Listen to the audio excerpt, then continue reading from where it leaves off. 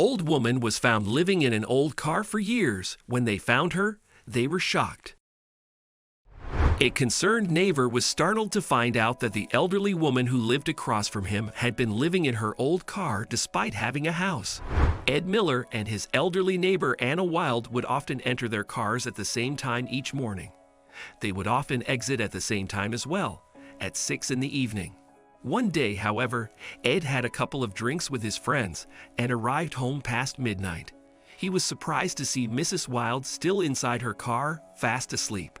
Did she forget her keys? Ed thought to himself. At that moment, he made a sudden realization that he had never seen Mrs. Wilde drive the car, as she would always be busy fixing things for a couple of minutes as he drove away. He decided to take a closer look to see if she was okay. Before we continue, please take some time to subscribe to Dailydose, like and share this video with your friends.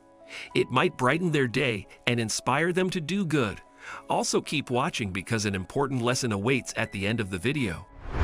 Anna was all bundled up in the passenger seat, with a thick blanket covering her body. At the back, she had several bags of groceries. Why is she living out here? He asked himself. Mrs. Wilde's house was a gorgeous bungalow, which started to look more and more unattended since Anna's husband Charles died 4 years ago. Ed decided to go wake up his wife so they could prepare the guest bedroom for their neighbor. How could such a sweet old woman be living in her car? What happened? Ed's wife Stacy asked. He sighed, echoing her question. I don't know, honey, but she isn't sleeping in that car ever again. You're with me on this decision, right? He asked her. She nodded and asked him to go get her. As Ed walked outside, he shivered. It was cold, and he couldn't imagine how cold Mrs. Wilde was feeling. He knocked on the window gently until she woke up. At first, her eyes widened until she realized it was a familiar face. Mrs. Wilde, it's cold out here. Please come into our home. My wife made a cup of tea for you, and we prepared a warm bed. Ed smiled. Mrs. Wilde, still surprised, refused. Ed, sweetie, don't you worry about me. I am all right over here, she replied. Ed refused to take no for an answer and told Mrs. Wilde he would stay out in the cold until she came with him. After saying that, Anna opened the door and got out of the car. Ed helped her out and wrapped a blanket around her. Inside, Stacy was waiting in the kitchen with a hot cup of tea. Thank you, sweetheart. I used to prepare my husband Charles a cup of tea after he got home from work, she suddenly reminisced. Mrs. Wilde, you have a lovely home. Why have you been sleeping in your car? Stacy asked her.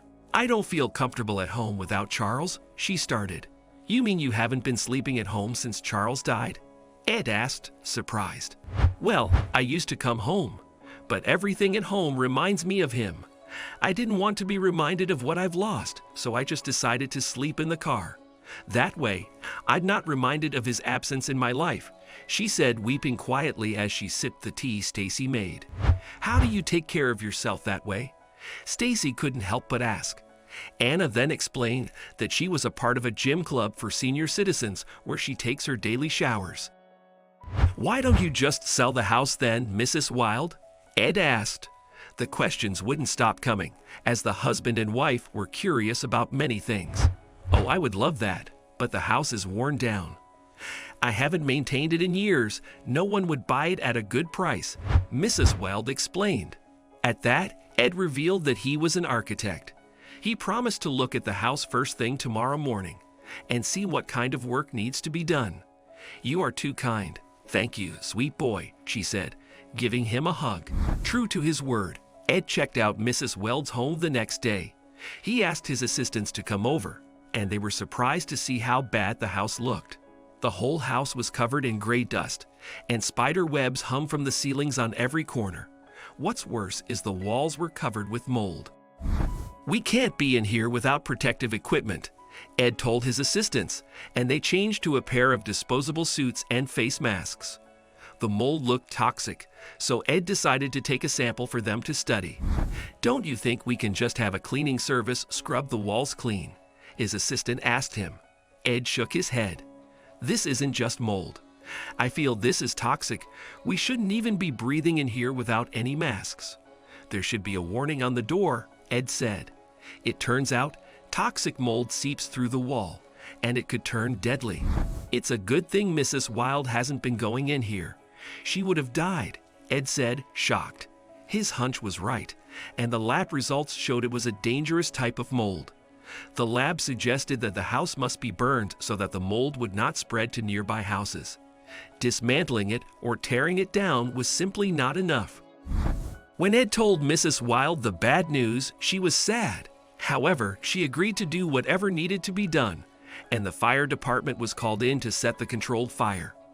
Anna watched her house burn down, and Ed was right beside her. Mrs. Wilde, you can live with us for as long as you want. Our home is yours, Ed said. Mrs. Wilde gave him a reassuring smile. I know, thank you, Ed, but I do want to start again in my own small place, she hinted. At that, Ed decided to call a meeting among neighbors.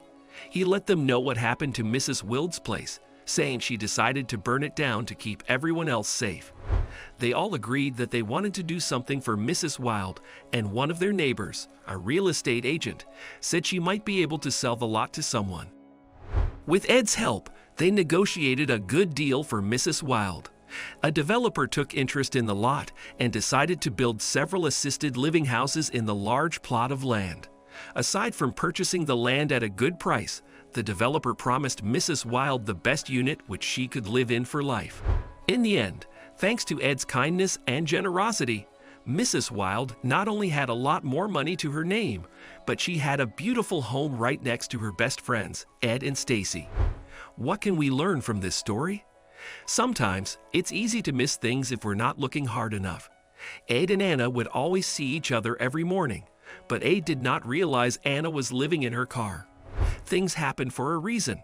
Aside from being at peace while sleeping in her car, it was a blessing that Anna stopped living in her house as it was filled with toxic mold.